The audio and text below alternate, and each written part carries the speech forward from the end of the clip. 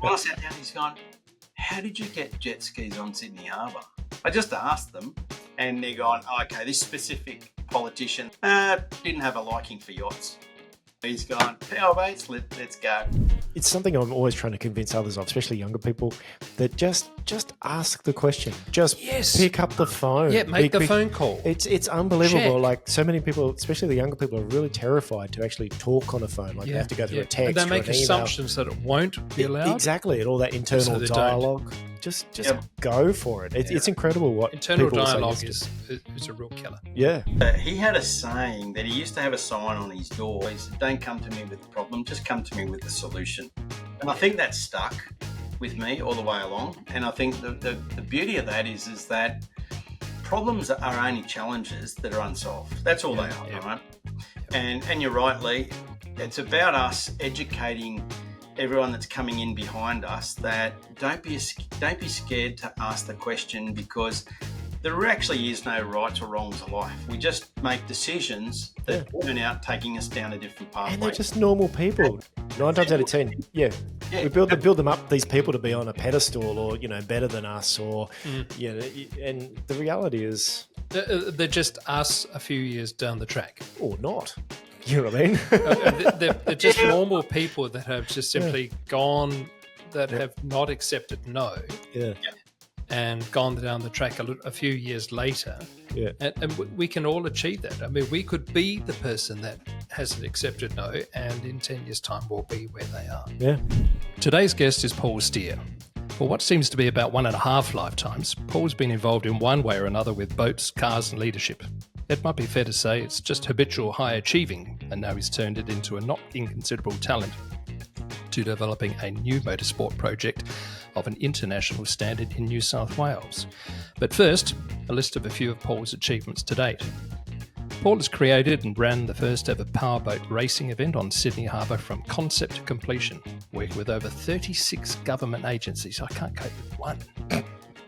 And harbour-based organisations. He further developed a motorsport series on the Central Coast of New South Wales, including overseeing the build and operation of a 4-car team for the 2016 Toyota T86RS Series. Paul was also instrumental in bringing the world's most luxurious yacht manufacturer, the Ferretti Group, into Australia. He conceived and managed the World Sailing Championship for 11-metre one design, bringing boats and teams from all over the world to Newport, New South Wales. And he's the Managing Director and Chairman of the Motorsport Investment Group, with a very exciting new project in the wings. We're here today to learn more about these achievements and to find out what's next. Paul, welcome to Tales from the Top. Thanks, Jade, and thanks for having me on to Tales from the Top. Been pretty excited about joining this. I know we've had a couple of false starts over the last few weeks with me with broken teeth, etc., not being able to talk. Don't mention how the sausage is made, Paul. That's right. Oh, dear. So, look, reading through your CV, it's pretty evident that you've got a couple of major passions in your career, and motorsport and boats pretty much on the top there. So, when did you get into cars? Let's start with cars, if we can start there. When did you get into cars, and what was that all about? Well, I'd probably have to say I probably picked it up when I was in my late mother's womb, to be honest. Early then. Yeah, so I'm a 60s baby, and my father was very heavily involved with motor racing back in that period. So I guess I must have been listening, and it sort of travelled through the DNA. So my father's been involved very heavily in the early days of my life in motor racing. I came into the world in the late 60s, and basically I've got photos that show me being in, Formula cars or open wheel cars, as a lot of people would know it these days, from as young as 1. So, wow. So that was Formula One that you were being fed, I presume. So, there you go. So, look, it started really early. My brother and I, my 2 sisters, we grew up in Epping here in Sydney. We were very fortunate to have a father that worked very hard and provided us with a really good lifestyle. We were schooled and educated really well. We grew up in a very much a community environment. my father had numerous businesses. Got that in the DNA as well. In fact, all my family have. So we really, it was one of those things that it just evolved. I can remember the early days mucking around in back in the days where houses were built on large blocks. We had an 8-car garage at our place in North Epping, and it actually had a sunken pit. So a lot of people used to come over and bring their cars over, and Dad would tinker on them. He also had a total service station that later became an Ampol back in the 60s, 70s, 80s, and in mid 80s. And instead of actually doing all the work on the race cars at the service station, he decided to actually do it at home. So from a very, very young age, both my brother and I mucked around in the garage, tinkering, building billy carts that turned into go-karts, that went into skateboards and powered bikes, and many a trip to the hospital. You still got all your own teeth, I presume. And oh, well, yeah, I'm still trying to hold on. Yeah, up to last week you did, yeah. So we were really fortunate to grow up in a very much a loving family. And there's so many memories, and we've only got a short period of time to go through them today. But one of the treasured memories are growing up and seeing Dad actually measure out, and he'd get his chalk lines. He'd measure out on his concrete floor, which was very, very smooth, glossy concrete floor. It was built, designed specifically that way. So he could actually do all his framework actually on the floor using chalk lines. Right. Measure it all up, and then he'd get to and weld. So, and, out comes the shed, a rolling chassis. Nice. And then they'd throw a Pacific or a Kent engine, which is obviously the Formula Fords as we know it today. He built his own cars from scratch and actually competitively raced them. So a lot of history there, and I guess we'll talk about that a little bit later on. That's sort of why I also want to see some of these other projects go through. But the other thing that's probably it was an interesting thing. I was only talking to my brother the other day, and I was telling him I was coming on a podcast to talk a little bit about our history. And one of those ones, Dad had parked in the back of this garage under some tarpaulins, a sort of like a barn find these days, I guess, but it was a Renault 8 Gordini. Which he used to rally with my uncle very successfully. And it sat in the back of the garage. Anyway, one day when my dad was at work after school, we came and thought, well, let's see if we can get this thing going. It had the keys in it, so we took all the tarp off it, and my brother started. I got dumped in the passenger seat. First thing he did, he put in a first gear, not knowing how to actually drive the manual. And unfortunately, it was only parked less than 50 centimetres away from the wall. And guess what? It started and then stopped suddenly. We actually later found out, I think, from memory, that how treasured that R8 Gordini was to him. But anyway, that's but they're the great memories. So, and there's a lots of them. My dad also worked in the Formula 5000 era as well. Wow. And was involved with building some of those cars up. That were some fairly radical cars. I mean, it's an awful lot of power there, and some fairly essentially were Formula One, the equivalent of a body with a 5-litre V8 in it. Oh, absolutely. And if anyone's had the pleasure of going to an historic racing meet and still see some of those Formula 5000s kicking around, they're phenomenal. They really are. And they certainly didn't have the technology that we've got even 15 years ago, and let alone what's today. It was just really, really interesting to look back and reflect. And look at it's a shame that the S5000 series that they tried to get up running here just sort of hasn't got the traction that we certainly would have liked. Is that a population issue, do you think, or is it just simply a cultural issue that we all want V8 saloons? Well, it's really interesting that, we've actually got guys representing Australia in Formula One and have done for a number of years. Yeah. Yet we actually don't really have in the latter years have actually been have had successful categories at national level in open wheeler. So, and again, we'll talk a little bit about that later on. But that's something that I'm very passionate about. Sure. So your first car, what was your first car? I don't know. It's not a Morris Marina, was it? You told me that you're not going to embarrass me.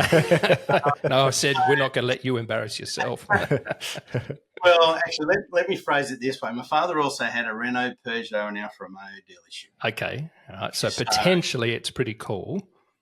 Well, my mum used to get the new cars. So she would have a Renault 12, then it'd be a Renault 16, then it'd be a Renault 18, and then it'd be a Renault Fuego for any of those. Yeah, I was just going to say, did you end up with a Fuego, which is typically a hairdresser's car? How old were you when you got your first car? Today's episode is sponsored by us, Chiron Audio and Devison Design. At Chiron, we enrich people's lives with music systems that create lifelike three-dimensional images that evoke real emotional responses and allow true connection to recorded music. With our strategic partners, we can help you create the ultimate environment to enjoy your Chiron music system. From interior design guidance through to an entire bespoke listening room, we can assist you to bring your dream to life. Life is better with music, and music is better with Chiron. Devison Design creates luxury garage environments for the discerning automotive collector, preserving your collection in surroundings that are more gallery than garage, and so enhancing the value of your enjoyment. With projects across Australia and Europe, Devison Design provides design services worldwide. Truly bespoke garages start with inspiring designs. Let Devison Design inspire you. To get in touch with one of our principals directly, visit our website, chironaudio.com.au or devisondesign.com.au to book a consultation. And now on with the show. Well, the first car I got, I was actually just on my driver's license. So okay. I can a Holden Chimera. I'll just put it out. Well, that's the show for tonight. Thank you very much for joining us, Paul. Oh, that's brilliant. Australia's greatest lemon. Well done. Look, the Chimera was a great car. Yeah. What was your first car? An 1964 XP Falcon. I used to think I was the king of the world because I had this antique car. It was just a 24-year-old Ford. It was just because my parents' car from brand new. Oh, well. Now yours was 64 EH. That's right. That was pretty cool. Yeah, I got that when I was 14. Yeah. At least today you guys can say, I wish I still had it in the shed. Yeah. I'm pretty sure mine is cigar paper now. Yeah. Either that and a combination of bog. Yeah. Yeah, that's right. Yeah, but look, I sold that and got a Suzuki Swift and a Suzuki Sierra, and now they're pretty cool. Driving and to be honest, try and buy one in good condition today. Yeah, and they're pretty expensive. So that was a good thing. We had a lot of fun in that. Did a lot of forward driving in that. That's when I started going out with my wife Cindy. Yep. So we're doing a lot of back in those days, you could actually drive on the beaches and camp, have a fire, and you can still do a bit of that here. Yeah, you can here. We haven't been totally tyrannised yet. Yeah. We're on our way. Look, just to give a little bit of value to your Chimera, I reckon it was about 99 or 2000 that someone with an automatic Chimera entered it in the Classic Adelaide Rally, and everyone loved the young guys who did it because it was so out of order, so out of character that it just became it was so endeared to everyone. So look, that there's a little bit of something for you to take away for the Chimera. Yeah. Look, this was a JD Chimera wagon, so it had a bit of class because back in those days I used to surf. So, there you go. Yeah. The board in the back. Okay, now it's making sense. Was it yellow? No, it wasn't. It was actually a nice blue. So I do think the engine actually outlasted the body. It's getting better and better. That's coming from the son of a man that actually had an Alfa Romeo dealership back in the 80s. Yeah, nice. Needless to say, he also had a patent panel shop as well. So, wow. So that's great. I can't imagine there's too many 8-car garages in Epping anymore. No, it's the landscape's certainly changed in that space. Yeah, I was pretty blown away last time I went out to Richmond Way, and it was just like, it's just non-stop. It's crazy, isn't it? Yeah. Well, not far from where my office is here in Castle Hill, we had a workshop that built race cars, where my passion sort of started to go. And we used to actually take our race cars down to what they call back then the North Sydney Brick Pit, which is now called Norwest Business Park. Oh, wow. Okay. The real estate in Norwest Business Park. Yeah, where Hillsong is. But yeah, we were pretty fortunate in that period. They'd actually started to develop it as the business park, but and back in those days, and that's sort of in the mid late 90s, you could actually take your cars down there to test at 11 o'clock at night and do loops, which is pretty cool because you certainly need left and right handers when you're building production cars. Yeah. And the cops had come down, not really to arrest us, but actually just to check out what's going on. Yeah. So, a few pointers. That's right. Yeah. So, so look, we've done a lot of interesting things. So moving through, I guess I've got a very strong passion for boats as well. Back in the mid 2000s, I actually mixed my passion with business and potentially very dangerous. Yeah, look, I'm actually a testament to that. I actually lost the passion that I grew up with. Yeah. And it took me the best part of 10 years to come back. And it did burn me out on some of the projects I was working on too. But when you think it's all great and rosy, and my wife and I run a very successful business coaching and training business here in Sydney. Tell us about that. Just maybe before we get back into the boats, tell us about the business, because you're an innovative leader and a business advisor. And I've just for our listeners, I've been talking to Paul for probably 8 months, 12 months now about things. 12 months, yeah. And in that time, I've really discovered that your ability and your history is about vision and leadership, and everything else just flavors that. So what's the business you've got now? Tell us about that. Yeah, so I've been involved with business coaching and training for just on 12 years now. How that morphed is my wife and I ran a marketing agency for the last 20 years previous to that. So still happily married. Congrats. 30 odd years. And having worked with my wife. And you've met my wife. And I have. She can look after you when she needs to actually move you around. And she's a wonderful lady. Very professional, an excellent driver, and I felt very careful, Paul. This is on record. So, look, basically, what we've done over the last sort of 10 years is build our business and coaching and training business, and with a very heavy focus with plumbers and electricians. So the business is made up of two components. It's made up of business systems and process, which is the area that I look after. So I look after essentially the systems, implementing process, and the management component of working with tradies. We have other business clients as well, but predominantly 90% of our client base is tradies, anywhere from mid-north Queensland right through to Victoria. And Cindy actually is qualified in mind-based stress relief techniques, and she's a meditation and breathwork coach as well. And she works with people in the people culture space with our clients. So works very closely with mindset, as we all know. Mental illness is a real major issue. Sure is. Anywhere. And especially with the young men who are predominantly the tradesmen that you're talking to. So that was going to be my question. Why did you could have picked any strata of business. You could have gone to merchant bankers or to anyone in between where you are now with merchant bankers. Why did you choose? Yeah, look, funny enough, in the earlier days, I started because I actually had a marketing client actually in this space, in the trade space. And so Paul, motorsport, motor racing. I'd like to talk about the couple of different series before we get on to boats, about what you were involved in. So the T86RS Series. Yep. Tell me about that, because that I think that was quite big for a while there, wasn't it? Look, it still is, and it's growing. And I think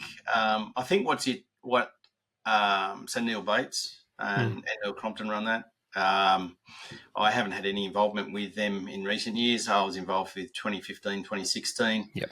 I was contracted to actually build some cars, which we did successfully, and some of those cars still run today, which is a good thing. So build some cars. So you were built from scratch. From an engineering point of view, you were designing and No, basically just get one off the factory showroom floor. Yep. Because I was working for a dealership. I was contracted to a dealership to actually do a motorsport program. So basically get them off the showroom floor, dial cars out to friends and mates that'll actually go and happy to put between 3,000 and 4,000 Ks on them, bring them into the shed and they get stripped down. That's a one-make series, and I think it's a fantastic series, the global series. I was involved with its formative years, and I think it's gone on to produce some absolute amazing talent. Yeah. Will Brown is his current champion, supercar champion. Definitely came out of there. Cameron Crick.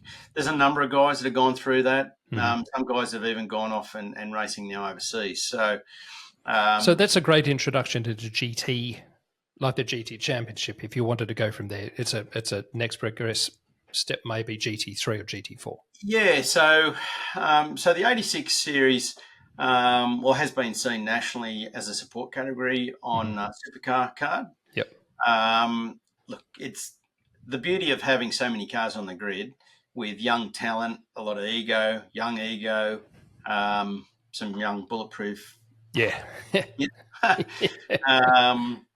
That they create great entertainment. Shall we say that? And they're pretty cost effective to run when it comes to a national motorsport category. Well, I was going to say, you just buy a stock car and you strip out basically some pretty strict rules. Yeah, very strict. Are all the cars exactly the same, like same horsepower, same braking, or can you tune? They are. So yeah, I to be honest, I haven't actually been in sort of recent years to actually know any changes in regulations, but they're all designed. Basically, Neil Bates Motorsport, have engineered those cars, and they're doing some amazing stuff in the GR range for Toyota. It's very similar to the Hyundai Excel series, I think. Yeah, in principle. In principle, yeah, it's a manufacturer-supported program. Yeah, which I think is fantastic. We need more of it. Toyota obviously is renowned for being involved with motorsport. And look, I think it's a great category for those that are wanting some national exposure, be seen by the bigger teams, other teams as well. It doesn't have to be supercars because, as we all know, there's only so many drivers and so many windows open in those main categories. But it actually allows other teams that are funded, not too many of them, but there are some around that will go, hey, we want to give these young guys or girls, and there's quite a few girls coming into the category. Motorsport Australia have a very heavy focus in the introduction of motorsport, and you would have seen that through supercars. There's not a supercar team now in the paddock that doesn't actually have some form of female team members involved, whether it be in a commercial or a mechanical or technological perspective. So I think that's awesome. So just to interrupt, those matched vehicles, does that help you identify the better racers? You know what I mean? Because you're on an even playing field. Yeah, look, it's interesting, and we might touch on another project that I'm working on that I think Jade alluded to earlier in the piece. It's not just about the drivers; it's also about the team mechanics behind it. I may as well say they're engineers. They are. Yeah. Most of them are actually sort of everyday hustles a mechanic, or they might be just a tradie, or they might just a mate that knows how to actually where to put spanners. Yeah. And I think that's the whole beauty of those lower support categories. It has very much a community feel, but it actually does, I guess, pit car against car, driver against driver, but it's team against team. How they tune you. You have a lot of tuning capabilities, so you can actually tune to compete. Then it comes down to how they communicate between pit lane and the driver. There's a number of things, and I think that, and Sydney and I have just started watching the new series of Drive to Survive, and I think that's really exposed what motor racing is about strategy. And we were just talking to David Brabham about that recently. Yeah. Well, David certainly would certainly know that with his experience, obviously, in his background, and certainly his current. He's playing around in GTs. I think Sam too, isn't he? So he is. Yep. And I've had a couple of conversations with David just recently. So he's certainly having a lot of fun out there, which is great. So, but yeah, I think in Australia, I think we do very well in the categories we run. As I was saying earlier, I think we're quite deficient now with open wheeler. And I must say, that's nobody's fault. No one's to blame. It's not a Motorsport Australia thing. It's not but that's more of a culture thing, though, isn't it? Because Australians like I think it's supercars. I think, they do, absolutely. And we like to progress, we like to progress to see ourselves in that role. The boy racer in us always wants to get to, culturally wants to get to that V8 supercar team. So the natural emotional progression is, well, how do I get there? Well, I'm going to race if this was the 80s, I'd say we're going to get a Datsun 1200 and we're going to soup that up and we're going to go racing at that. And then we're going to get a Stanza and then we'll move up the line. So we're going to go through the sedan saloon car racing to get up to that. And I think that's the Australian culture, isn't it? Well, it is. And if you remember back into supercar, call them supercars back then, but Australian Touring Car Championship back in the heyday. And that was an era that my father was very heavily involved with. Fantastic. I mean, you go and look at some old videos and footage of those days. It's actually mind-blowing compared to what they do today. What era are we talking? What year? 70s. Late 70s, early 80s. I was just watching the Bathurst stuff from the 60s, like the black and white with the Minis versus the Falcons. Yeah. It's awesome. Like there's overtakes every 3 seconds, depending on what part of the track's it on. Well, that's what touring cars was. And I remember Sterling Moss said that he was most famous for sports car racing and Formula One, what have you. But he also did touring car. Mm-hmm. He said that his favourite touring car was a Mark 7 Jaguar. Right. Maybe that sticks on my memory because I have a Mark 7 Jaguar. But he said that was a loaded point there, Jay. You know what? I've spent 6 years getting to this point where I could bring Mark 7 Jaguar into a conversation. It's next to the Chimera, isn't it, in the shed? Is that Chimera? Another great motor car. But he said it was the greatest saloon car, and it was in '54. It was the fastest saloon car in the world. In '55, they won it was the first saloon car to win the Monte Carlo Rally. Are you just trying to talk it up so you increases the value of your car? Well, I'm selling it. So okay, right, okay, cool. Just wondering. Picture it this way: in another world, it was me and Jade sitting in the corner with our cars beside us, sitting on milk trains. And why doesn't anyone else want to be our friend? That's right. What? Hang on. But David, sorry, I think we should move on now. And moving on. David Brabham also said that yesterday or the day before when we interviewed him was about those solo, seaters, just those the single seaters. Yeah. Single seaters. Those series just don't. They don't see out the time here. They come on for a little while and then they seem to disappear. Well, they had longevity.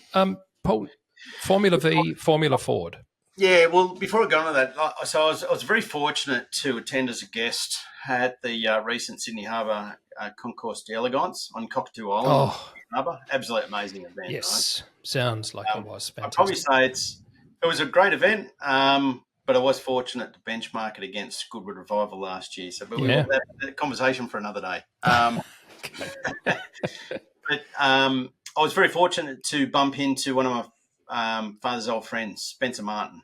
And Spencer Martin back in the day was a Mercedes driver. In fact, when I first saw him, I said, I think I still have a photo of you taking a drive around Amaru Park in an XJ220 as part of a Jaguar launch. And he goes, I certainly do. And then he just rattled off, it was this car, belonged to this guy. This is the history. This was doing it.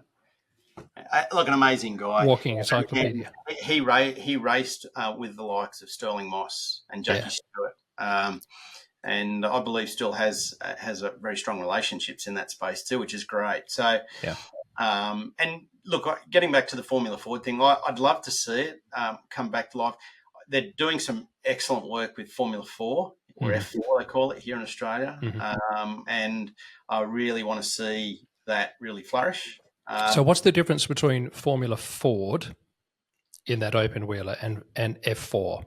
Wings and slicks, basically. Yeah, right. Yeah. So it's there's a number of other things, technology. Okay. And what Australian Racing Drivers Club have done at Eastern Creek with the Innovation Centre and AGI Motorsport, what they've done there, some of the kids they're bringing through there, awesome.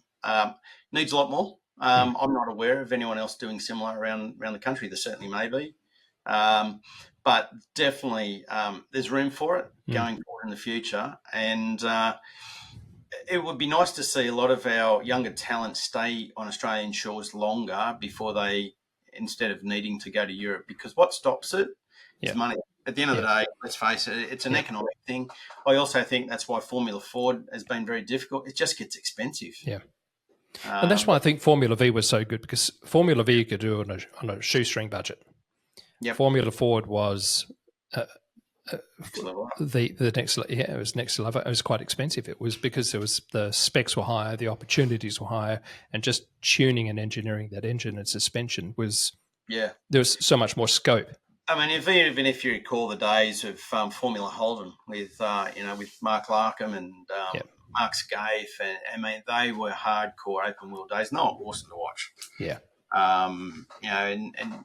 It's an economic thing. I'd love to see it come back. I think we just got to sort of rethink how that's viable. Is it just a rich kid sport? Do they have to bring your own money to be able to compete, or is there ways of? I mean, I saw was at Colapinto interviewed the other day, and they were saying like he was one of the rare ones, in the F1 field that didn't bring his own money, but a lot of them do come from a lot of money. Is it possible to carve out a career if you've got just raw talent? Yeah, look, it is. Mark Webber is a great example, and a great Australian icon when it comes to motorsport in particular. But you look at his history; he hasn't come from wealth, but he's actually just done the hard yards. And funny enough, it looks like that everyone comes from wealth, but to be honest, it's probably a small percentage. They've all done the hard yards. They've connected with guys that have decided, yep, I'm going to back these guys. I've got a company that'll sponsor you. I mean, if you think about Mark, and I should get Mark on your show. He'll probably tell you more of the story. I'm only looking Love to. But you look at for the likes of Edward H. O'Brien with the Yellow Pages sponsorship, and essentially that took him places. And I remember when we raced in Targ, we raced against one of the fellas that was he's passed away since, but he was one of his personal backers as well, and come from a merchant banking background. So it's having the foresight of some of these other people that just want to go, you know what, I can see your talent. I'm happy to invest. Yeah. There are those that still exists, and it's very healthy. It's just that it happens behind the scenes, and that's what I was sort of saying with Drive to Survive. I think that's actually bringing a lot of that to the fore to say it's not a tough gig. They don't just sort of jet around the world and hang out on the Med and their Riva 55 and all this sort of stuff. I mean, only the few. But that's on the rare times they get to enjoy it. So, getting back to the question of. Is it about wealth? Yes, it is to a degree. You've got to have money. It's just like any business. You can't. It's like polo. You've got to have 4 horses. You've got to have 3 grooms, and you've got to have a team manager. I still work with for some teams as well in helping them. I don't get paid by it. I just help it as just advice, and in a lot of using business intelligence and how to structure their business, so then they can bring sponsors in and actually get a real good value back for the sponsor, but also make sure they're getting enough to make it work. Treat it like a business. That's really, that's what it should be. And it's not easy. I know, I've been there. I've actually had product where we've had to go get sponsors. I've had to sort of come back to sponsors and saying, we don't have enough to get to the next round. How do we do it? We beg, borrow, steal. I think I might have been speaking to you guys the other day, and I was just telling you about the days when I was the marketing manager for Proton Cars Direct, which is a Malaysian car manufacturer, and Yes.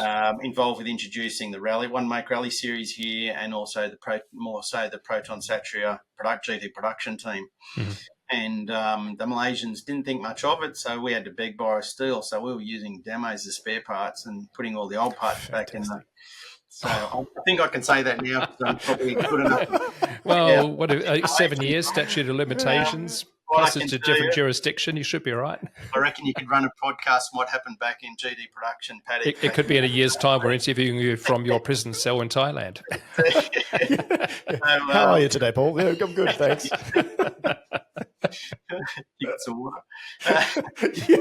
So look, they're the heady days of racing. It's very much changed these days. Yeah. And look, at the end of the day, there's a lot you can't get away with too, because people are taking photos on their phones. So so game's changed. But I'll just head back to that point about wealth in sport. Carrera Cup, I've had involvement with that back in the Porsche Cup days, and also I worked with them in a transition period to Carrera Cup. Around 2003, a few years ago. Had a little bit more hair back then. But an awesome product. Again, another absolutely awesome category. If you love Porsches, you just absolutely love Carrera Cup. Yeah. If you love motor racing, you certainly love the close competition. But if you just like sport, it's a fantastic category. I know quite a few guys running in that category. I know some team owners. I've worked with some team owners previously that are still running very successful teams.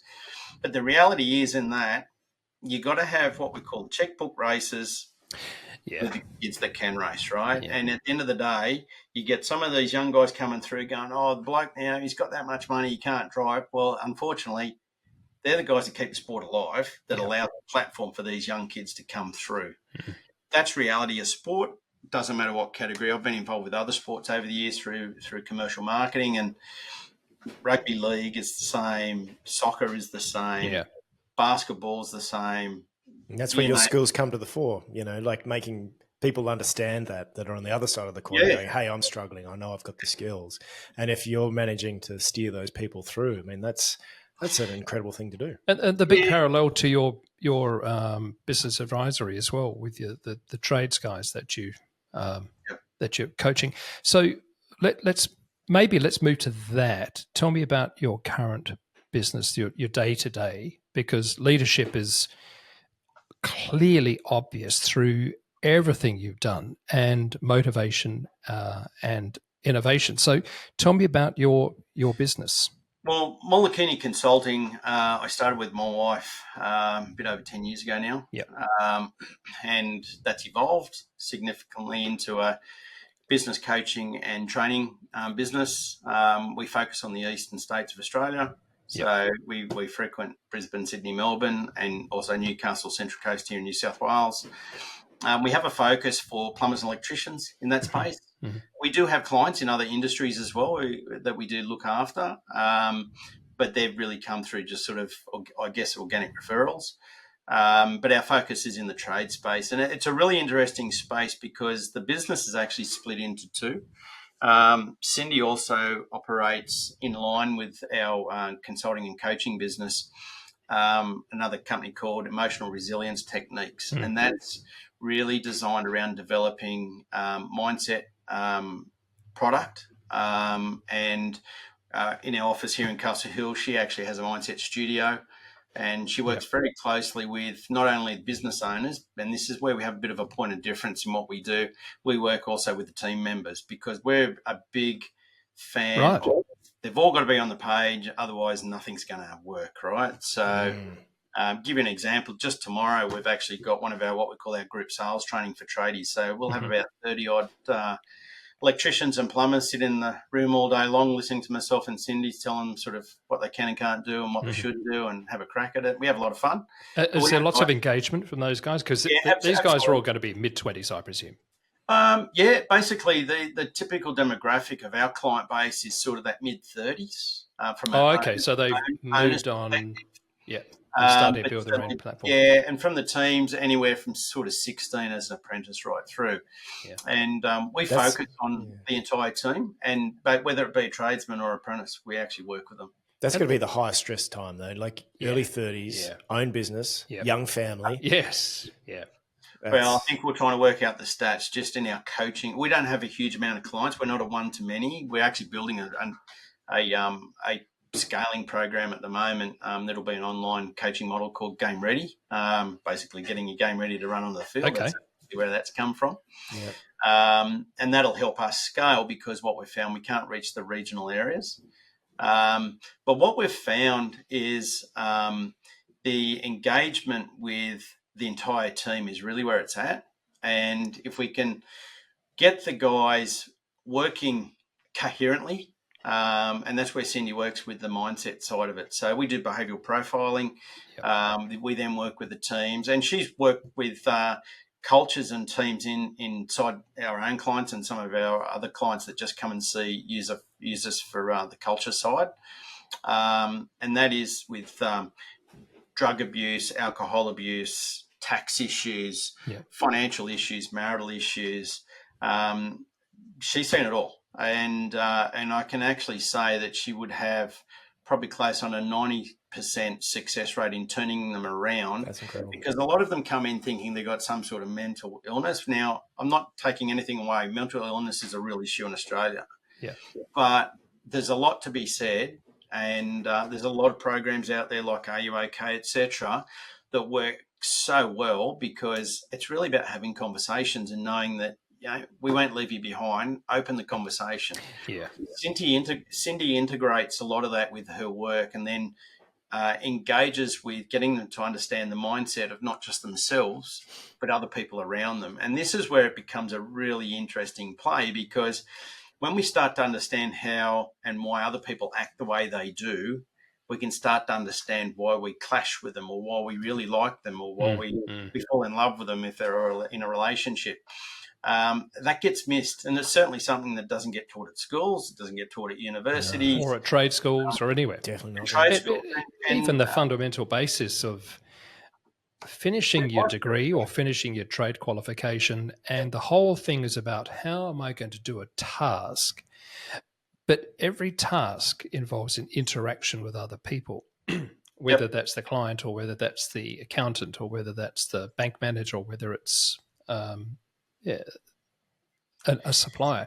And we're not taught those things. And so what you're picking, and I reckon if you're a guy or a girl who's in their late 20s, they've done their 4 or 5 years as in their apprenticeship, they've finished, they've had a couple of 4 or 5 years of being a fully qualified tradesperson, they think, I'm going to do my own thing now. And I think, well, I've got a couple of role models there, but they just show me how to manage a team. Half of them are bullies and half of them are gurus, but there's still no real training about how do I actually run a business? What do I do? So why are we not doing that? Firstly, why are we not doing that in our universities and our colleges and our apprenticeships? But what you're doing is picking up on that, and you're getting that fundamental thing plus so much more.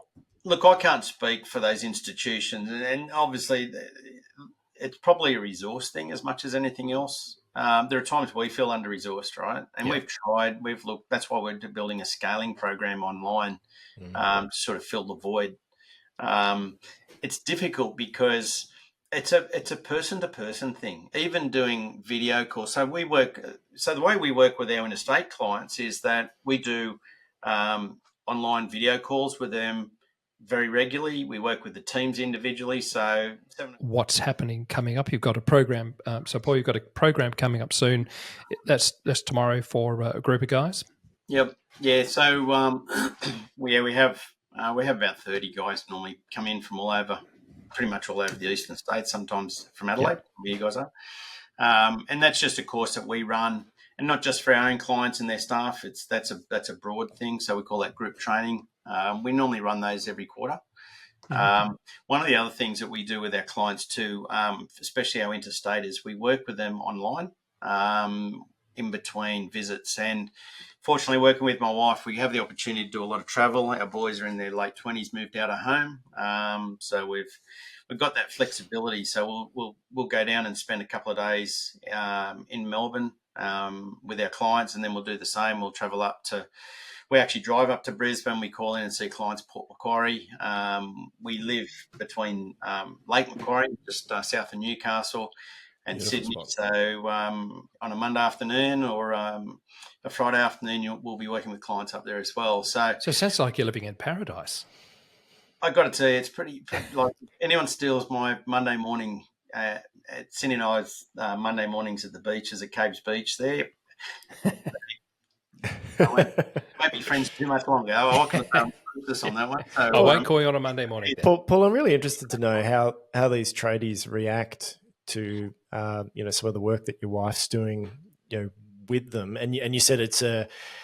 You guys need to get her on. That's what absolutely. Yeah, well, I was thinking. I mean, actually, can you give her a call right now? That'd be great. I mean, I've met Cindy a couple of times on phone calls and what have you, and then when I went to Sydney a couple of weeks ago, and excuse me, this was my question.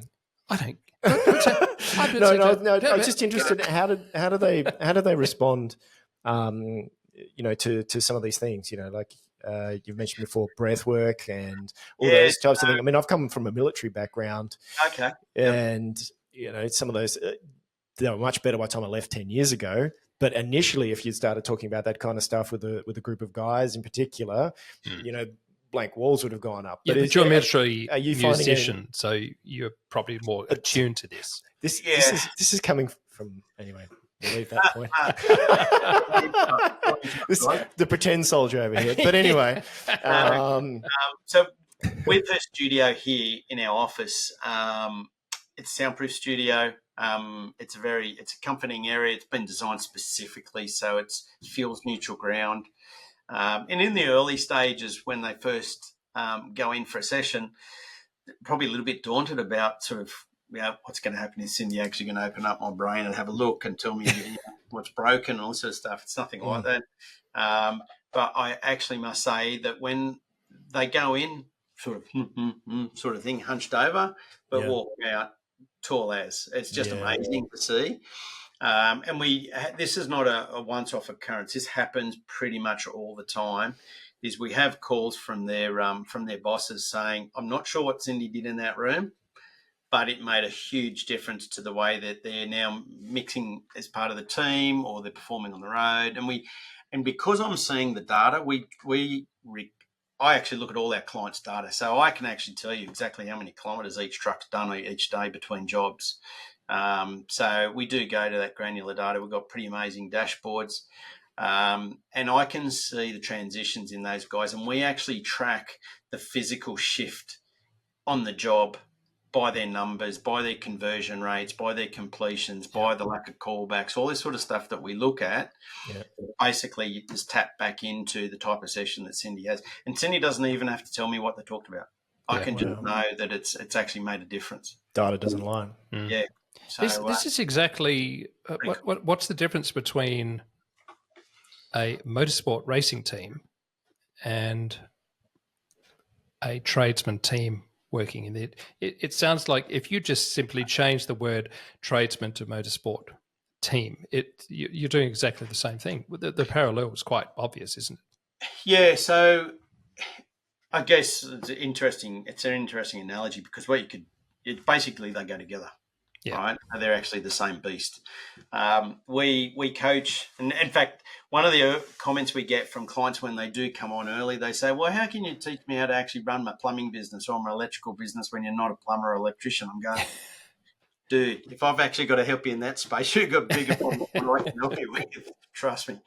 But it's actually, when you think about business, it doesn't matter what size it is. It doesn't matter what sector it's in or industry it's in. It actually does the same. It has the same processes inside it. Okay, they're slightly different the way they react, and we've developed IP around this to help educate, and we've got tools that we've developed over the years to help them go into their business and actually understand how to efficiently and effectively look at their business very quickly from a snapshot perspective, because They need to be out on the road doing a job or running a team or whatever they need to be. They don't need to be behind the scenes. Some of our clients, we then work with in-house bookkeepers or accountants when they get to a certain size. And then pretty much we then can just sit in an advisory role from then on. But the key thing is that and what we say is that it's actually the business itself has a different skin on the outside, but the skeleton underneath is identical. They all market themselves. They all have some form of customer service, which means they're actually picking up the phone to talk to someone. Mm-hmm. They actually have a sales function. That means that if someone's actually doing quoting or actually convincing someone to use their services, they have an operational component, which means they've got to go do the job. And they've got an admin, which means actually we've all got to get paid, pay the tax man and make sure everything works. That's actually as simple as it is. And we dumb it right down and actually make it easy for them to work at. And essentially we've got tools that allows them to do it from their phone. And some of the, I always find some of the best advice comes from people outside of your industry as well. I mean, I remember when when I was in the Air Force Band and we had, consultants would occasionally come in and, we had a physiotherapist come in. And one of the comments that she made was, because she used to work with all the top orchestras and all of those things as well, was her comment was, the musicians are going, I'm getting arthritis, and I'm practicing for 6 hours a day and I'm doing this and whatever. And her comment was after, analysing, people doing the practice was, you're doing a whole heap of crap practice for 5.5 hours, causing this RSI. Yeah. Rather than let's fixing your technique, let's just go back to fixing your practice techniques. What you're actually you're trying to achieve. Are you walking in that door with a goal in mind and something that you're going to achieve at the end of it? Sort of the fundamentals. Yeah. But because it's always easier to see someone else's business from the other side of the fence. No, I find it that way anyway. That's so true, and that's sort of why we actually do have a job. And that's why we do have a pretty successful business in that space, because they do look at us. We're also different in the aspect that we actually do have we'll talk about one of those businesses I'm involved with soon, I'm sure, Jade. But we have a travel agency as well. So that actually hasn't actually been back to full strength. So you're not busy enough running? Oh, no, we just throw that in as well, right? So, actually, let it be known, we get some nice junkets every year. Nice. And now I understand. I'll give a tip for the Cook Islands. Everyone's got it, right? Look, we run other businesses. We also have a track day business that unfortunately hasn't been operating for the last couple of years simply because of lack of track access.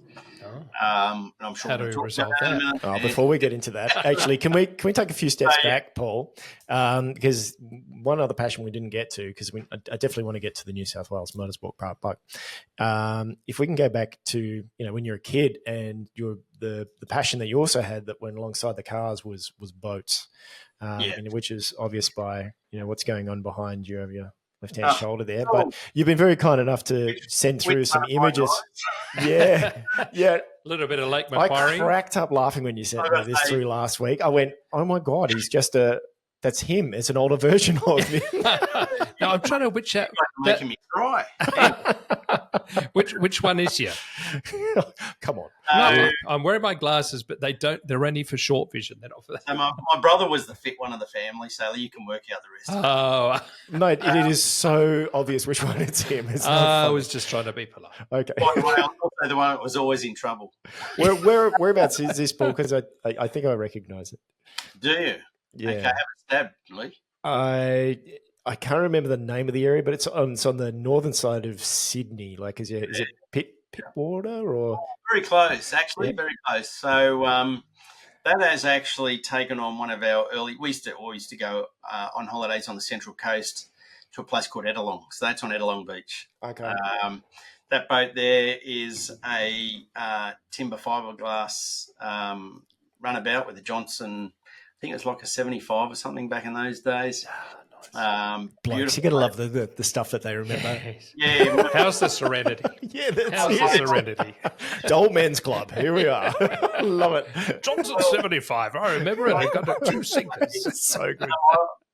My older sister's actually. So I lost my parents 2 years ago. They actually passed 8 weeks apart, and since then my older sister's actually been doing while following the family tree, and she's found a lot of stuff. So she would have a lot more information on a lot of those photos there. But I think I was about 6 back then, and Wow, that was a long time ago. Yeah, it was a long time ago. But what's really crazy is that back then, for some reason, I was the one that always caught the bigger fish. And my older brother, Phil, just did not like that. Obviously, if you flick back to that photo, have a look at his expression and look at my expression. To get Marcus. I was always the one who just simply dropped the fishing rod in the water. Oh, yeah, that is a sizable fish. I didn't actually notice the fish, but yeah, it's almost the length of your leg there. Yeah. That's impressive. Proud moment there, guys. Yeah. But funny enough, one of my first memories of catching a fish was a hammerhead shark in Appletree Bay in the Hawke. Wow. And I had no idea. I was freaking out, and Dad sort of got it to the boat, showed us all, and then cut it loose. And still vivid memory, actually. Do you know what would be awesome to do, Paul? Is recreate this photo with your brother. That'd be really great. Oh, yes. Yeah, well, you know what's crazy? I fished with a really good friend of mine and neighbour up at Murray's Beach there. And in fact, we're only out on Sunday, and we can't catch fish. So right. They're all gone. I probably caught my quota when I was between 38. Well, we can see that. I mean, just look at the size of you in that photograph. You've obviously caught all the fish and possibly all the donuts too. Yeah. Oh, thanks, mate. But I must say, my best fishing story was I was a guest on Kerry Packer's game fishing boat, a Cedar 52-foot Bill Plysis boat in the Port Stephens fishing tournament one year. That sounds beautiful. Yep, I was the only one on the boat to hook up with a 109-pound stripey marlin. So, nice. Obviously, you're the king. Okay, so we've got past 6 years old. What happened then after the boats? Did you have the boats? We grew up in a family where, I don't know, if you ever come across car guys that actually don't like boats, that's pretty much moral of a lot of the story. Yeah. I had a father who loved boats and very much a family man, but he worked long hours. So his goal was, whenever we have a family holiday, we did a bit of touring with caravans and bus coaches, etc. But we always had a boat. So we went through the years of little runabouts. Then we had a Savage 28 at one stage, and that was our first boat that we actually started sleeping on the water as a family, which was awesome. We had that at Brower Waters. And then having a car dealership, you trade all sorts of weird and wonderful things. And he traded a Clipper 34, so with a bit of a cash exchange. Nice. Not sure if you're familiar with the aft cabin, very famous boat from around these regions anyway. And can we find something, Clipper 34, Marcus? See what you can see. Clipper 34 aft cabin, beautiful old boat, and had some fantastic memories. I also, in that stage, we were in a boat club in Pittwater. Spent summers on the water, weeks at end. We'd run dad across in the tinny to Palm Beach. He'd get the car, go to work. We'd pick him up in the afternoon and bring him back. This sounds like a dream. Yeah. Beautiful. Yeah, it's a fantastic part of the world. It's a film in the 50s called Swallows and Amazons that my boys came up on the Coniston Waters in England. Mm-hmm. It was a wonderful little film. And it's this whole sort of boys' own, girls' own, and your type story. And this sounds like exactly what you're talking about. I have to tell my Pittwater story because, I've got zero boats. Sorry, I'm not interested. Oh, come on. It's pretty good. Oh, okay. All right. So 30th birthday party, we hired 2 tinnies at Pittwater, and my wife and I spent, this is, your late 20s, obviously, and you've got time pre-kids. And we spent the whole time preparing, it was about 3 weeks preparing for this one party, and we converted the 2 tinnies into pirate boats. So we made complete sides with portholes, and then we had photos of all of the guests that were going to be attending that went full pirate. We turned up with two massive sacks of, pirate dress-up costumes and a couple of eskies on each boat, and we had, Nerf cannons, and we had, water bombs and all this type of thing. And the terrifying thing was the second you do that, people just go full pirate. The second they put on a bandana and a patch, just forget about the person that you knew 10 minutes before, because they just went crazy. We had people hitting the eye. So initially you told the story and you sound like King of the Dorks, but then 2 minutes into, another few seconds later, and all of a sudden it sounds like the coolest thing. It was the best party I've ever had in my life. Yeah, it was fantastic. I think we should do an episode this year of Tales from the Top. pirates on the water and recreate that. And Paul and Cindy will come down and they can be on the other boat. I'll have to show you the video. I've got a whole video of it. I did like 15 minutes, with Pirates of the Caribbean music and everything. Hey, man, we've got a guest here. Let's anyway, talk sorry, to I him. digress. Sorry. Well, if there's boats in water, you don't have to ask us twice. So, yeah, look, we had so we did have an upbringing. And I fell in love in that period when we were involved with the not with girls. I think we actually did have a few girls chasing us around that time, but Hope so. Oh, half your luck. Yeah. Well, that's what we thought anyway. But we fell in love with windsurfing, and Phil and I did a lot of windsurfing back in those days, and they were in the very early stages of windsurfing boards, sailboards. And from that, I progressed, and in later years, I raced skiffs, so lasers, 16-footers. They're incredible. They're just a flat board, aren't they? All tensioned up to the nines. Pretty crazy. So no transom. Back then, and I still to this day, I actually say that a lot of guys go, "Oh, what sort of car you got? You must have venture car." Well, to be honest, I've parked all those hobbies because I'm doing a couple of big projects, but and we may get back to that. But my real passion is just being on the water. And also sailing. So our ultimate goal is to actually purchase a catamaran in the next few years and enjoy it. We've hired or chartered cats up in the Whitsundays. I live on cat. And it's a love. Sort of a catamaran with a cabin on it. So okay, not a cat. Is that what you mean? Is it yes. yeah, okay. So so we do love the sailing, and I think it's just the fact, and it probably comes back to a lot of the meditation and also the breath work without getting too woo-woo on you guys, it's just being part of nature and actually knowing that you can actually move across the water without the sound of an engine. It's pretty spectacular. Yeah. So, and when when you're involved in motor racing and all you're hearing is the revving sounds of cars, whilst as much as I love that as well, I think it's just more of I guess we just feel relaxed and at peace when we're actually on the water. Yeah, and I agree. I think being on the water is great. I grew up by the beach, and my design teacher in high school, and I hope that he possibly is still with us, Mr. Michael Badenoch. He was wonderful. He was probably and my technical studies teacher, Peter Ziersch, were probably the two most influential people, other than my father, two most influential men in my lives.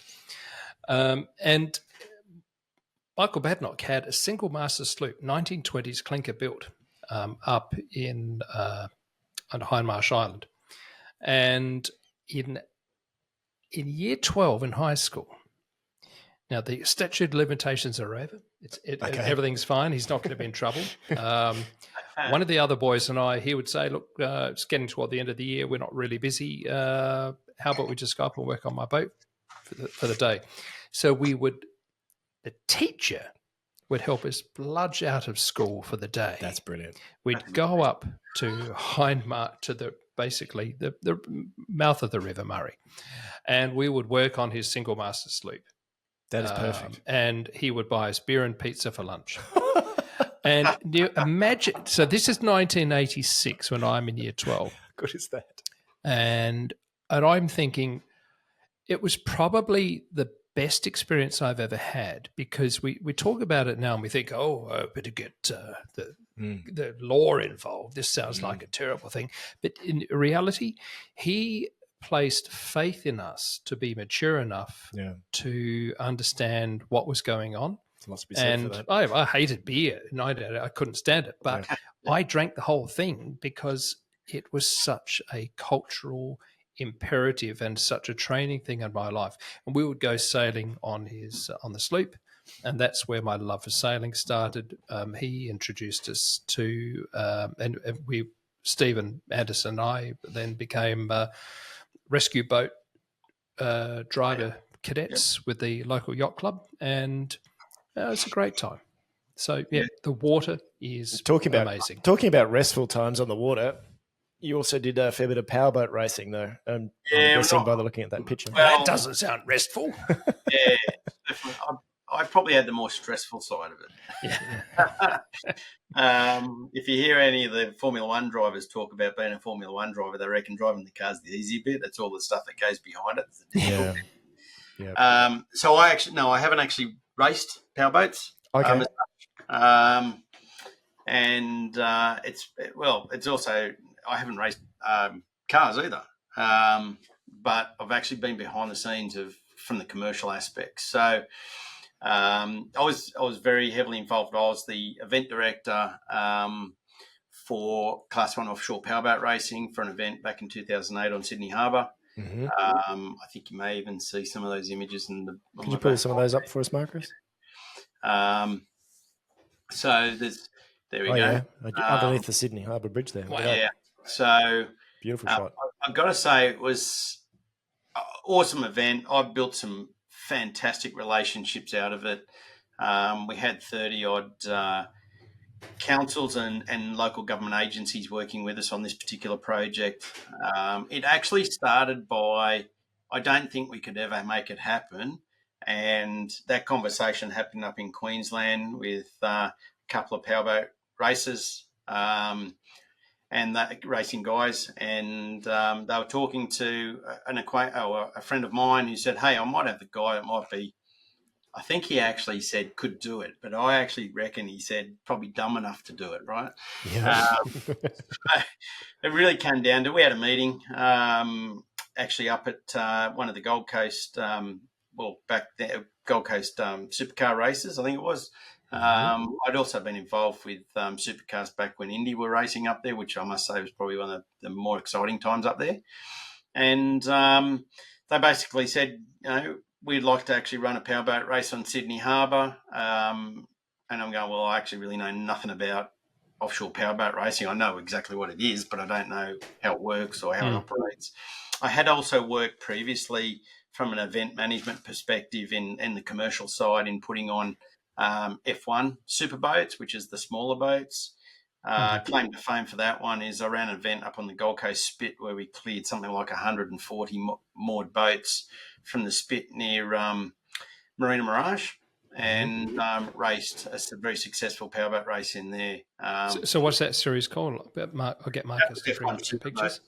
Yeah, so more like tunnel boats. Again, the thing is, back in those days, commercial reality, I guess, or realism around those sports was nothing like we saw today. So they didn't have name sponsors. I brought a lot of the sponsors to make those events happen because those associations just don't have the funding to go and actually pay to clear a lake or actually get the government to actually stop movements on the harbour for 4 hours for Friday, Saturday and Sunday. So you told us about that before, and when you told us, my eyes came out on stalks, my jaw hit the ground, and I thought, how the hell did you do that? So tell me about the logistics of what you actually did to get all these boats on harbour and what you actually, because I think anyone listening to this is probably going to... I can't imagine that happening all that often.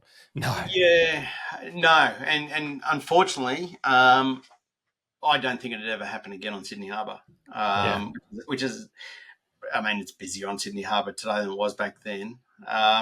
Look, it was a turbulent part of my career. And the reason being, I was basically handed the gauntlet. I was funded. I was actually paid by. I was backed by a wealthy organisation from overseas. So that sort of made things work a lot more easier for me because I knew at least I wasn't working for love, which is a motorsport thing too. But basically, what I did learn through that experience is that you got to start with who are the guys that sign the checks? And I regularly talk to team owners. I talk to even our own client base and saying, there's no point talking to someone that's called you up to unblock a drain if they're only renting the property. You need to find out actually who the landlord is and who's writing that check. And it's no different to running an international powerboat race on Sydney Harbour. So what did you actually do? And because I want... From your mouth, I want everyone to hear what you actually did, because you shut down the harbour for how long? Okay, which is unheard of. It is unheard of. And so basically, and I'll try and keep it short because we could be here for good solid day talking about this. Yeah, sorry, we got 2 days. Super interesting characters. I actually flew the world care of Emirates, or the royal family. Actually, were very heavily involved with powerboats back then, and still are.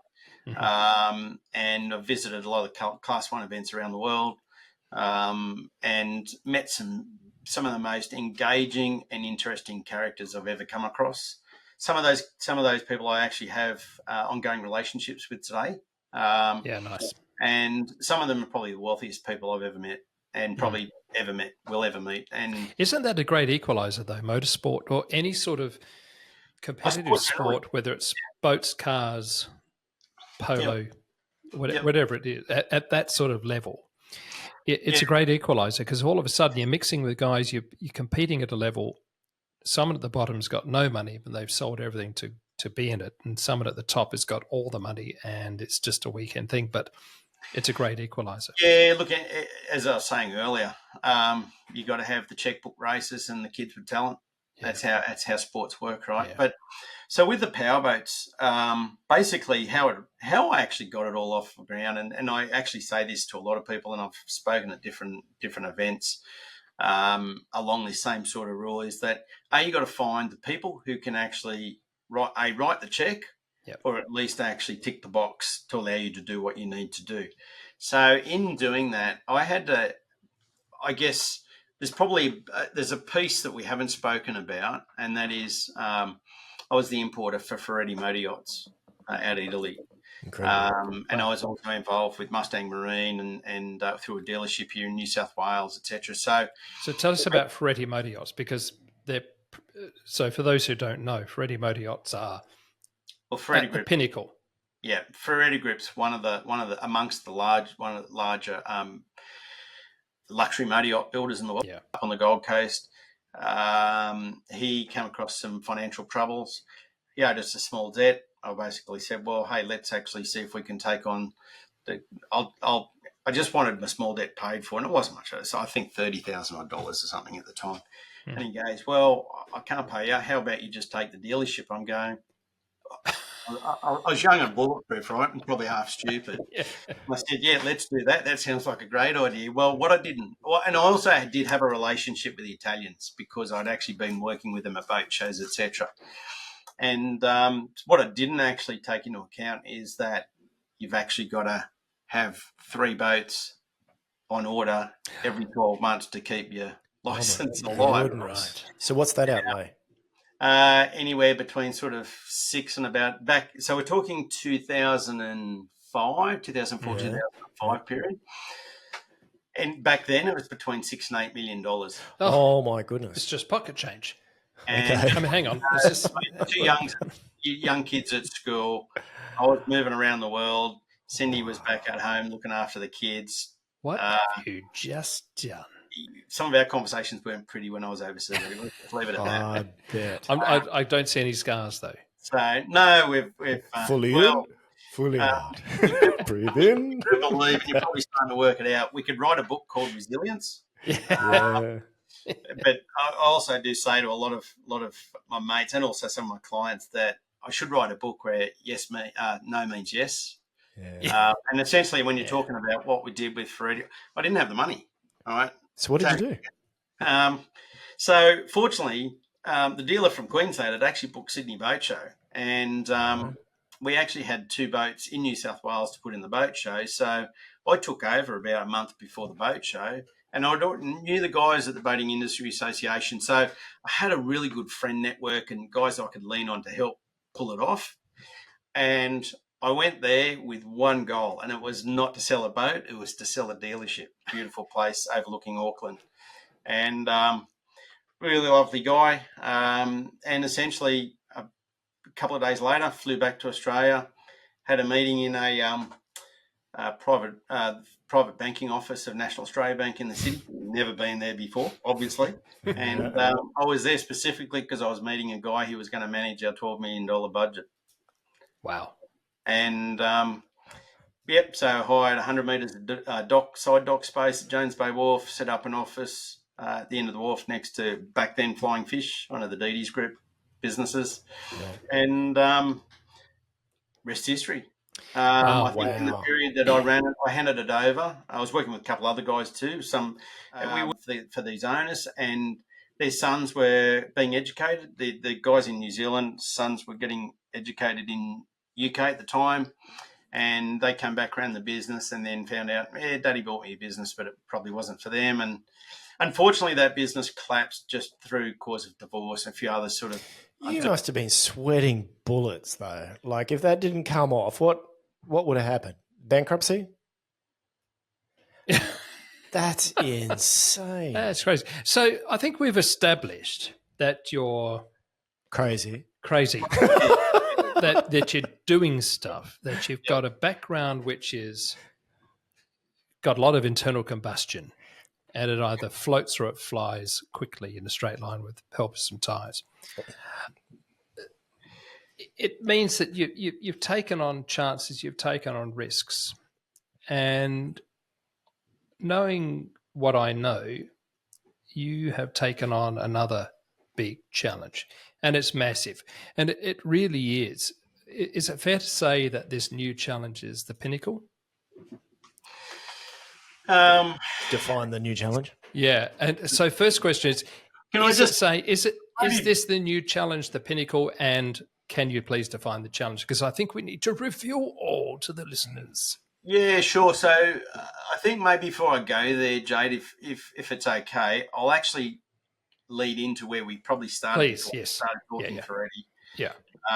And that is, I've developed a lot of strong relationships around the harbour, different marinas, boat importers, boat dealers, wealthy individuals, high net worths, a lot of high net worths, obviously, in that space.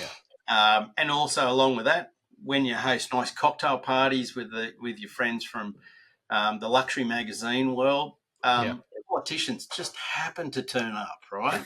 So by due course, you get to meet a lot of politicians. And some of those, I became, I wouldn't say personal friends with, but certainly friends with. Yeah. And I got to know, let's call it Enough to Be Dangerous, which just incidentally is one of the coaching programs we coach. And that, because when they approached me about the powerboat race for back in 2006, I actually knew the guys to go and speak to. So we had to meet part of the powerboat racing thing. Well, in fact, any major event in I guess New South Wales, but predominantly around Sydney. Yeah, we had to meet once a month in the Premier's boardroom, which is a massive boardroom. All agencies were represented in the room. Funny enough, there was a overrepresentation of police officers, and I'm thinking, it must be for security. Must be you. And it turns out they put on a good spread for lunch, and that's why they turn up. But anyway, and they were talking about how you had to get up and you present, you talk your bits, right? So there was Sydney Hobart guys there. There was World Youth Day guys there. There was the Mardi Gras guys there, and then there was all like Sydney Festival guys there, and all get up and tell us, okay, so this month this is what we've done, and this is how we're moving the thing along. And I was sitting there one day, and I had one of the guys next to me who actually wasn't involved with Sydney Hobart, but I think he was a sailor, and I remember vividly saying, when I sat down, because the guy said, "Yep, and we're actually going to be patrolled by the water police, and the guys are going to use jet skis on the harbour." Oh, and can I join? Yeah, and this guy, when I sat down, he's gone, "How did you get jet skis on Sydney Harbour?" I said, "I just asked them," and they're going, "Okay, this specific politician that was the head of maritime at the time didn't have a liking for yachts."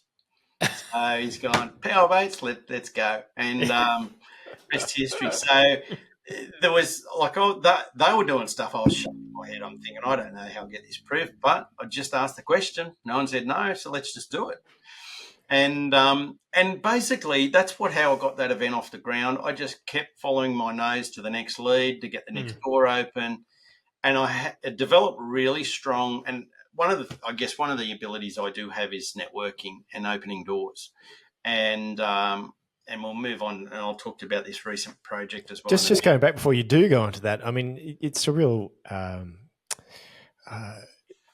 it's something I'm always trying to convince others of, especially younger people, that just ask the question. Just pick up the phone. Yeah, make the phone call. It's unbelievable. Check. Like so many people, especially the younger people, are really terrified to actually talk on a phone. Like they have to go through a text, and they make or an assumptions that it won't be allowed. Exactly, and all that internal dialogue. Just go for it. It's incredible what internal people dialogue is a real killer. Yeah.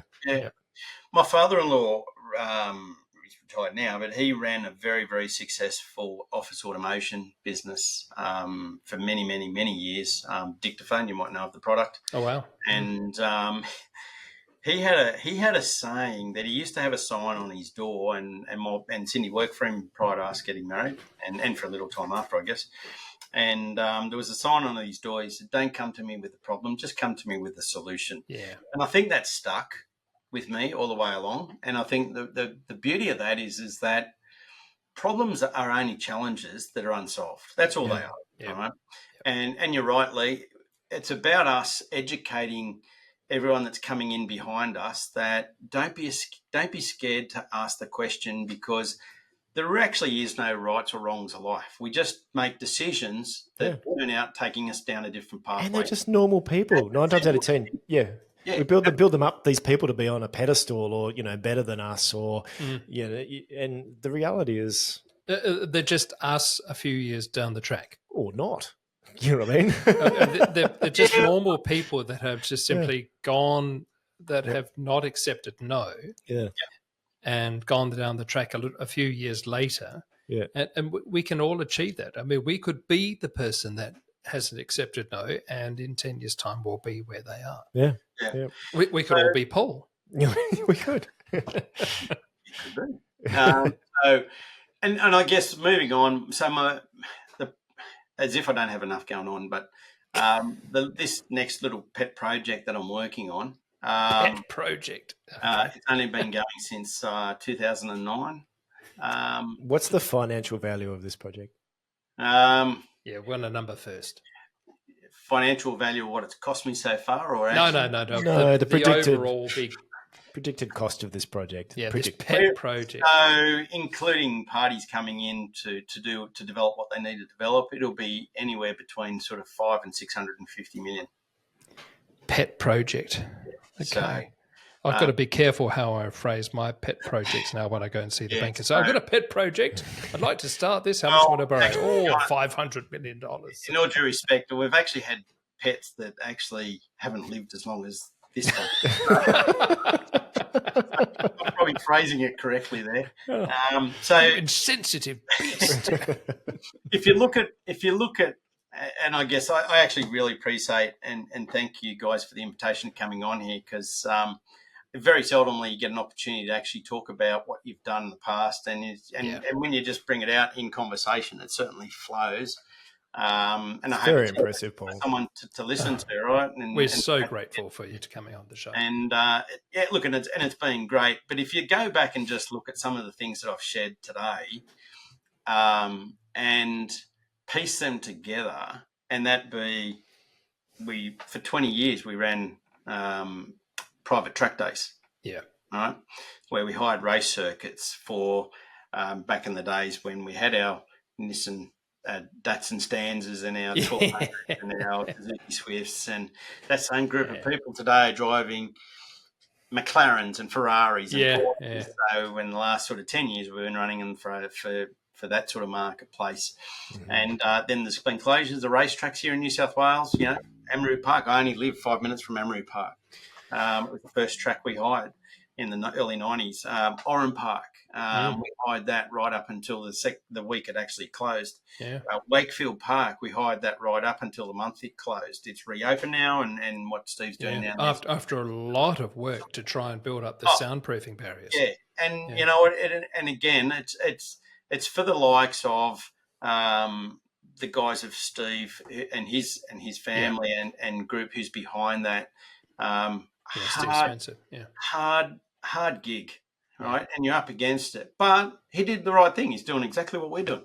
Just asking questions, right? Imagine if we didn't actually take those challenges. Imagine if Sir Jack Brabham he'd accepted, I'm sorry, you're not allowed to do that. And he said, okay, well, I won't do it. And if he accepted that, he's probably he is the only person to ever have designed, built, and raced his own cars and won drivers' championship and constructors' championship. That will never ever happen again. And No, they did no it way. from a shed. Never. And No. so that's the spirit that you're talking about. Yeah, absolutely. Let's not crush that. Can you please just for our listeners, can you describe what it is that you're working on and the name of the project? Yeah, sure. So with shortage of tracks to hire, we're building a racetrack. Why not? When you're sitting around the table on a Friday night with a few mates having a few beers, thinking we've got no tracks to race on, so maybe we need more tracks. Mm-hmm. Let's go build one. Yeah, that's a great idea, right? Look, it sort of didn't quite happen that way. Through my track day, running my track days, I was asked by a couple of guys if I'd be interested in joining their board. They were at the time trying to put together to build a club-based track on the Central Coast of New South Wales, just north of Sydney. And I said, yeah, of course. I mean, I guess what I brought to the table is a couple of different things. I brought track knowledge because I've been hiring tracks for 20 years. So I actually sort of know how they operate. I know what's required. And on top of that, I knew all about motor racing teams. What do competitors look for? Mm-hmm. What do they want? And I have a marketing background. So I brought some key elements that they were looking for. Sat on that board pretty much for 10 years. It was a struggle. I think they had, to put a club project together, they had a pretty good team. I honestly think that some things just didn't roll their way. The guy behind it was certainly a visionary. But like most things, you've got to be able to share and delegate to actually get things done. I think he suffered a little bit in that space, and it's certainly nothing against him. It's just that was his management style. And on top of that, it was leased land, and this is probably where the project became very, very difficult and slow. I had attracted some investors to get this off the ground, and long and short of it is that they wanted to keep it as a not-for-profit. Look, and I joke, like, hey, I run a not-for-profit business. I can't recommend it. But look, I got to say, I'll give them all the credit due, because I wouldn't be doing what I'm doing today if I hadn't been introduced to it back then, and that certainly doesn't go unforgotten.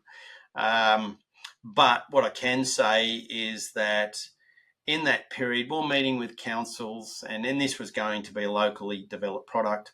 There were a couple of questions that came out that stuck in my mind, and that from council, and they were, once you actually work out how you can make this thing work and be self-sustaining, come back and then we'll talk about how we can help you with grants.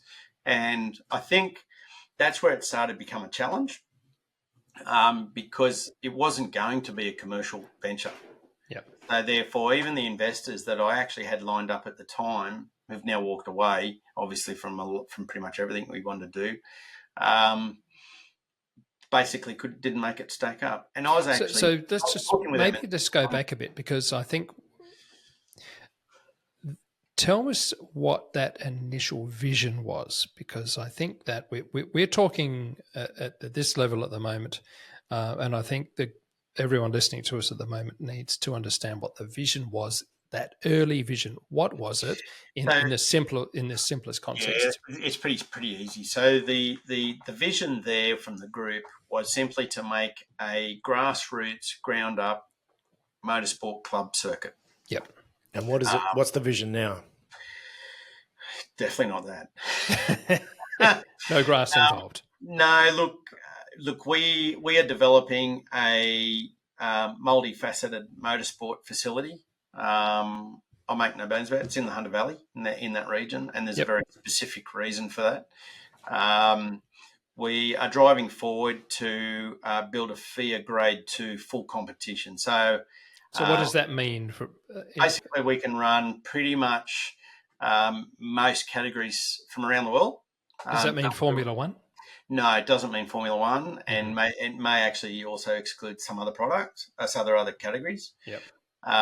However, we're actually building it, and I'll just be careful how I say this, but we actually would build it with the intention of having Formula One in the future. Yep. And it would be remiss of us actually spending the money, building the track, getting international investors, if we actually didn't make that available to actually extend to build to fair grade 1. Sure. Now, the cost of going to fair grade 1 is pretty extraordinary. So you're putting in all the fundamental basis for the foundation for that level.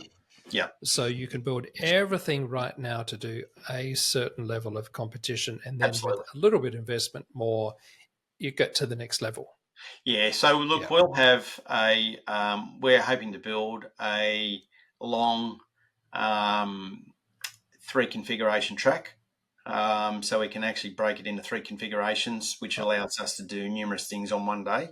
So that means that you've got 3 different circuits that 3 different events could occur simultaneously? We could have a manufacturer come along and actually use the day for 3 different types of disciplines of car control, skid pan, drifting, whatever the case may be. So that's part of the reason. The other part is a financial reason. Obviously, we can get 3 rentals from one track in one day, which allows us to get slightly more than what we would for a full track.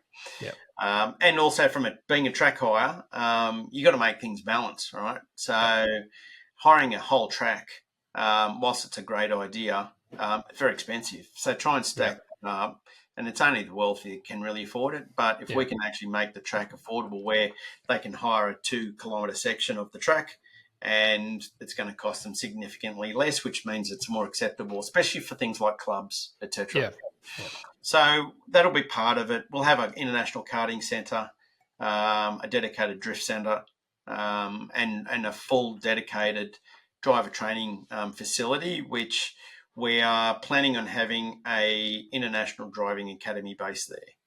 So what classifications of driver training are you going to be? You're talking about people just to learn how to drive a kart, or you're talking about people who might train on the site to do GT endurance or Formula curriculum 1? Right through to gateway up into, or pathways, I suppose, up into Formula 1. Yeah, right. Now, as we know, those windows are small, right? But there are other categories. You just need to look at the pathway. For example, Liam Lawson's taken with racing in Japan. Fantastic categories racing there. Awesome categories racing now in Dubai and Abu Dhabi and places like that. So there's huge opportunities. And whilst Australia is great, it's a long way from the rest of the world. So commercially, we don't actually have the financial inputs and commercial sponsorship and backings that Europe or the US or even the Middle East have. And what other infrastructure is going to be in addition to the track? Again, you're coming up with great questions today, Lee. That's what we would call multi. I win. Jade, he needs a pay upgrade. I'm not even the car guy. He pays me. We'll call that the multi-million-dollar question. Drum roll, please, from our resident percussionist. Anyone listening to this podcast, and I certainly know a lot of people in the motor racing space would be shaking their head going, these guys are just going to go broke. We might. But, hey, we're having a shot. And they told me they couldn't do powerboats on Sydney Harbour either. Yep. And Bring it on. A little guy from Epping that actually is struggling to pay his mortgage could actually raise a multi-million-dollar boat business either. So ask the questions with the right people and gather the right relationships along the way, and you start ticking boxes that you never in your wildest dreams ever thought could be ticked. Yeah.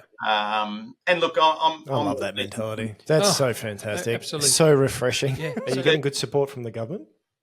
Look, we've had excellent support in the sense of conversations, opening the doors, introductions. It was only 2 weeks ago I had a meeting in State Parliament with an MP who was very engaged in the project.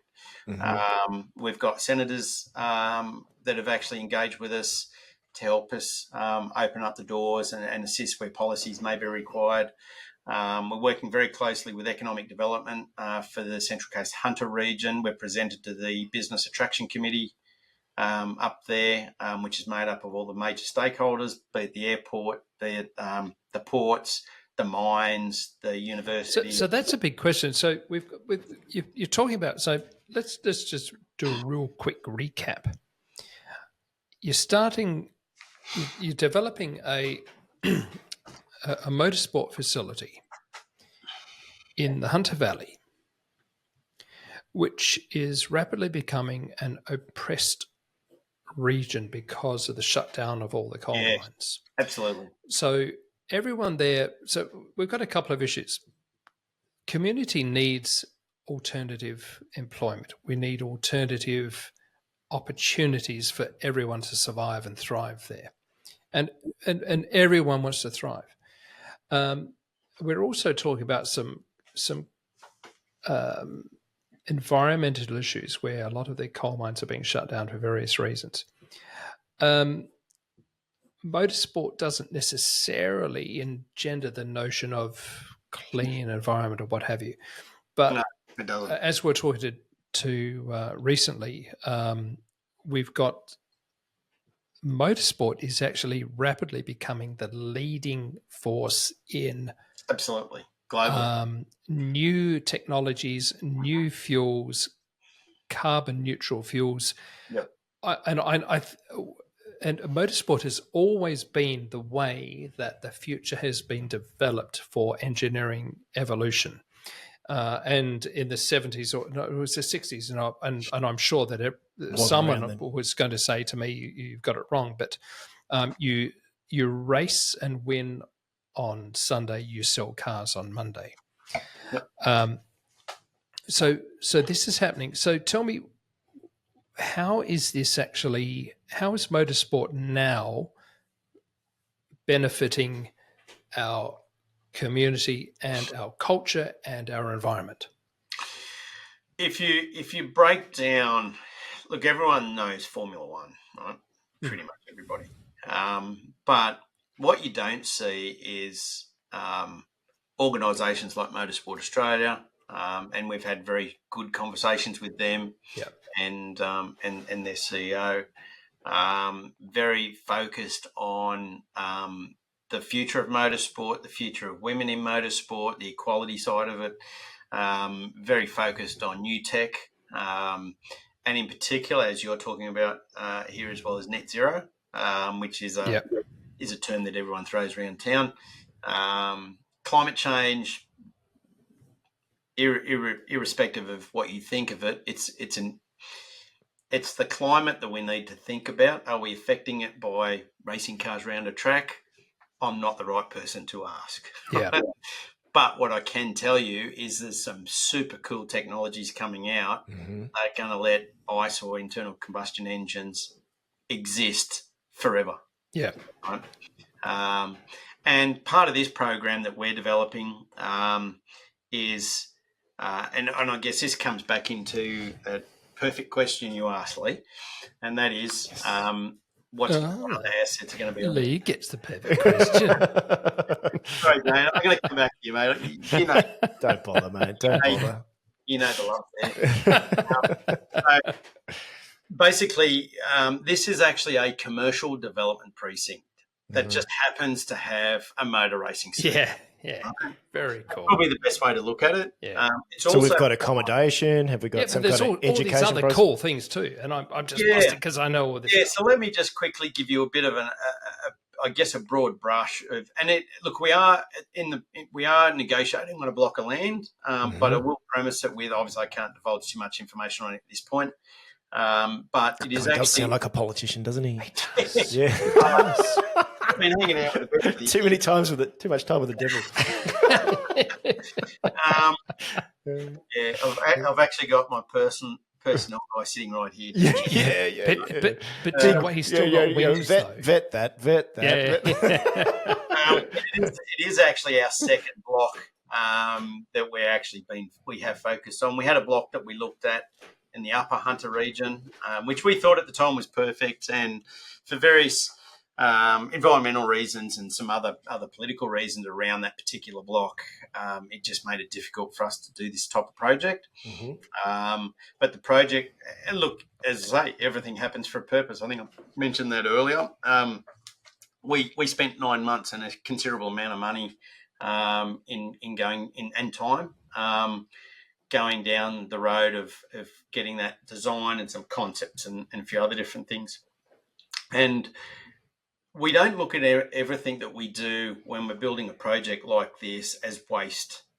Essentially, best way to probably describe it is we're just building a template that we just need to find the land to plonk it on. Yeah. Now, the cool thing is what we grew out of a project that we were going to originally do down on the Central Coast. So essentially, we're talking our third opportunity. Each time that we've progressed, our board is so strong and so aligned and very professional thinking is that we've actually gone back and gone, okay, so why actually did that fall over? Why did we not get that off the ground? And let's try and fill those voids. And essentially that's where we've come to today. We've now built a commercial precinct that the master plan that we're putting together will have an international hotel on site. It'll have a major service centre, a fuel station, etc. It will then have it'll have what they call a public access lagoon. So that's basically Crystal Lagoon, international company expanding into Australia, and the focus of that is to create a community feel. That becomes an entertainment venue. So it's like a swimming hole for people to go to and families. So mum and dad can go to take the family to the racetrack. Yep. Dad can stay at the racetrack for 12 hours or even 11 hours because he's just car mad. Yep. And mum and the kids are thinking, or dad and the kids or whatever it is, they are thinking, run amok in the lagoon. Yeah, I'm there. Champagne by the site. So they can go swimming in this thing. And there's a retail environment and there's great. And that's actually through a third party that's been on part of this journey with us for the last 2 and a bit years. Yeah. And part of the project will actually have a shopping village with that, plus a family hotel, a family resort living. So that's part of the Crystal Lagoon. That's part of the Crystal Lagoon. Yeah. Right. Okay. And certainly it's definitely something worth looking at, and you can Google that. And then we're also in the process of looking at having a surf park associated with that. Park. So how can you have a surf park? What's that all about? It's like the wave machine, isn't it? Wave machine. So there's one in Melbourne, one in Sydney. There's a couple of others being. Cool. So that suggests that you've got a big. You're going to dig a hole, or is there one there? No, we've got to dig a hole. That's your job, Jay. I think I'm going to be busy at the weekend. We've got to dig a few holes, right? And that's what we're moving forward on. So, some will look at it from a commercial development perspective. Others will look at it from a motorsport perspective. Others will look at it from basically recreational activities. At the end of the day, it's a commercial development. Doesn't mean which way you skin it, but that's what it is. And we know that if we just wanted a racetrack, we wouldn't get approved. They're just too difficult. But we know that by delivering these other components and the racetrack, which fits our tourism strategy, it all just makes the development come to life. And it makes perfect business sense too, right? Because they're all just one feeds the other. Yep, and obviously we've got serious backers behind it, and also opening for other investors to come in and share in their journey. But the reality is the motorsport facility will actually be funded by us as an organisation having an interest in other parts of the park and also land. So it'll be commercially stable, which is what we've been working for years. Yeah.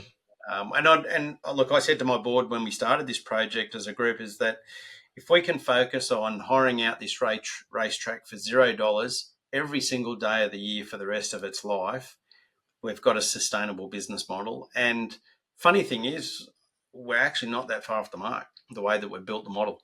It's just a different way of thinking. So such an ambition, exciting. yes. Can it happen? Yes. Well, I'll put my hand up where I think it's worth. At the end of the day, powerboats on Sydney Harbour running. It makes sense on so many levels, and it can positively affect the whole region, which and is, from an ecological level too. which is which is and one of the things unexpected. you might see, I guess from myself, and I'll speak on behalf of Cindy, my wife as well. We love to just work with people and help give back and grow. We've had a pretty good lifestyle, have a great lifestyle now. Yeah. We love working. We have friends. Oh, when are you retiring? I go, well, that's a dumb idea. We'll do something different, right? But it's about helping others grow as well. And that's what we do all day, every day in our own business. We actually help our clients grow their business and grow wealth amongst their own teams. Yep. We're just doing this from a different angle. That's really all we're doing. And and we can see you've just done that through your entire career. Yeah. Through all those different, race types that you've supported and grown and built. It's incredible. Paul, just before we round out, we always ask one question on the show, and that's, how do you define success? And do you think you've achieved that yet? Can I answer the second question first? Yeah, of course. Have I achieved it? No. Will I actually ever achieve it? I think that's probably a big question mark. Do you want to? Yeah, I think is it that's a North Star? Do I need to? Yeah. Right. I mean, it's a bit of a cliche, but the journeys is probably more fun than the destination, right? Yeah. But when it comes back to defining success, I think it really comes down to knowing what you want as a balance in life. Everything doesn't matter what we talk about. We talked about the breathing before. All that is actually about balancing your body and its oxygen rates. Everything's a balance. How a race car gets around quickest around a track is about balance and traction. How does a sailing boat actually, its fastest time it can ever go is actually when it's flat, not when it's on its side. So it's all about balance. So I think Cindy and I have always looked at our life as a balance. We like the nice things out of life. Can't probably afford all the things we would like to have, but that's all part of the journey. So I think defining success is being present and worrying about what today is doing with you.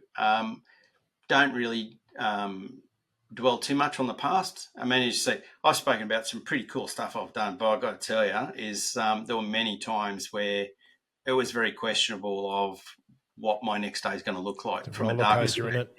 Yeah. So what you see is not always what you get, but it's about being resilient, and finding that resilience is a big part of success is just toughing it through, because when you come out the other side, you look back and you actually feel quite happy that you've grown, you've learned, and you've developed. What's some techniques for those people that are at the lowest at the moment? How do they? What's some of the techniques that you've used? Come and see Cindy. Come see Cindy. Breathe in, breathe out. Ice bath, hot bath. Look, it's easier said than done, and it is always a work in progress. We're still working on it. We work on those processes every single morning, all right, and even at night. Our marriage is great. We're just like any other married couple. We have our arguments. We work. We spend a lot of time together, but we also know where we break. Work's work, family's family. I think if you just put in a honest day's work, be true to yourself, believe in transparency and integrity, do what you say you're going to do. So probably just to round it up here, guys, I think success to us is, and I say us, I see myself and my wife as one. You're a team. That sounds probably a bit sort of weird, but doesn't sound weird. No, it's balance. That's reality. We share some awesome experiences together, right? So I think if you can live in a balanced format that you're comfortable with, not what other people think you should be balanced, that's a key. Yeah. And just believe that tomorrow's a different day. Tomorrow's a different journey. And we say that regularly to our clients when we're working with them.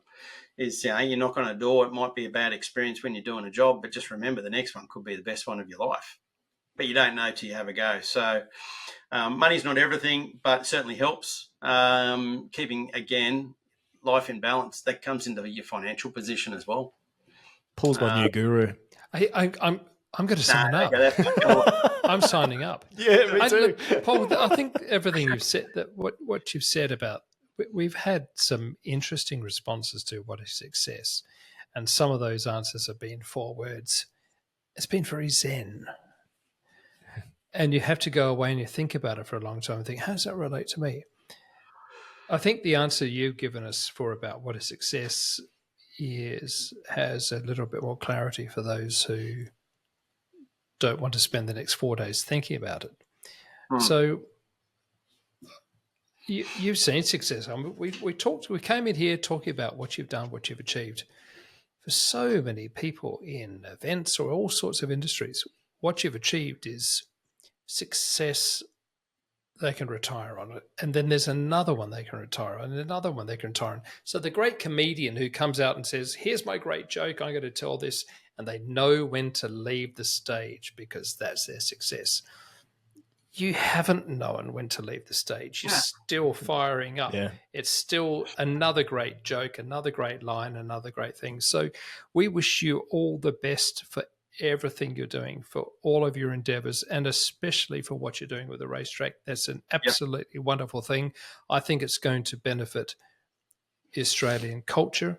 I think it's going to benefit, it's going to help us understand more about how we interact with technology and with ourselves. So thank you so much for being part of Tales from the Top.